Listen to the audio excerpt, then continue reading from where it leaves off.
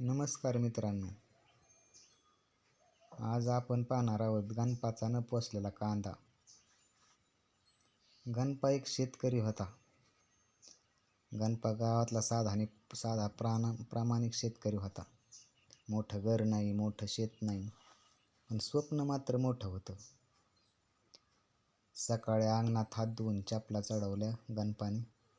दर्पणात पाहिलं तर मागच्या वर्षीची चिंता अजूनही कपाळावर रेषा ओढून ठेवून गेलेली होती गणपाच्या. गणपा मनात म्हणाला, देवा यावेळी साथ दे, फक्त एवढंच मागतो. शेतात गेल्यावर गणपाच्या पायाखालची जमीनच हलली. काही पाने कांद्याची वाकडी झालेली, काही करपलेली, काही पिवळी झालेली. जणू कांद्यानेच सांगितलं होतं, गणपा यावेळेस काय मी पोसत नाही. गणपाने मूठभर माती हातात घेतली, मातीचा वास घेतला. तो वास त्याला चटका लावून गेला. माती जणू कोरड्या अश्रूंनी भरलेली होती. गणपा स्वतःशीच म्हणाला, काही झाले तरी चालेल, पण पीक मरू देणार नाही. संध्याकाळी गणपा गावातल्या शितोळे मालकाच्या दुकानात गेला. दुकानात दिवा मंद होता, पण मालकाची नजर तर अजूनच कडक होती. मालक म्हणाला, काय गणपा, उधार मागायला आलास का रे? गणपाच्या डोळ्यात पाणी चमकलं. तो शांतपणे म्हणाला, हो मालक, कांदा वाचला नाही तर घरही वाचणार नाही. काही क्षण मालक शांत. नंतर औषधाचं पाकिट गणपाच्या हातात पुढं करत म्हणाला, हे शेवटची उधारी.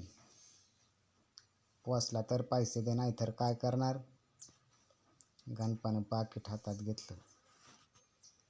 हात थरथरत होते गणपाचे, कारण त्या छोट्याशा पाकिटात त्याचे संपूर्ण भविष्य अडकलेलं होतं. त्या रात्री गणपा एकटाच शेतात उभा होता.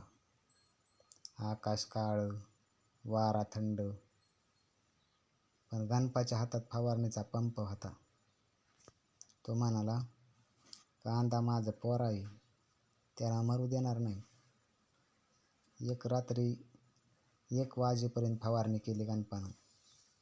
कधी डोळे मिटले, कधी पाणी आलं, पण हात थांबले नाहीत. दरम्यान एक स्वप्न गणपाच्या मनात चमकलं. त्याच्या घराच्या ओट्यावर कांद्याच्या पोत्याची रांग, बायकोच्या चेहऱ्यावर हसू आणि मुलांच्या चेहऱ्यावर अभिमान दिसत होता. हे स्वप्न त्याला पुन्हा पुन्हा काम करायला उचलत होतं. काही दिवसांनी सकाळ उजाडली. गणपा थरथरत्या पावलाने आणि मनाने शेतात गेला आणि जणू चमत्कारच झाला. कांद्याची हिरवीगार पानं वाऱ्यात थरथरत होती. मुळ्या मजबूत आणि पोसलेला कांदा शेतभर जीवन परत आलेलं दिसलं.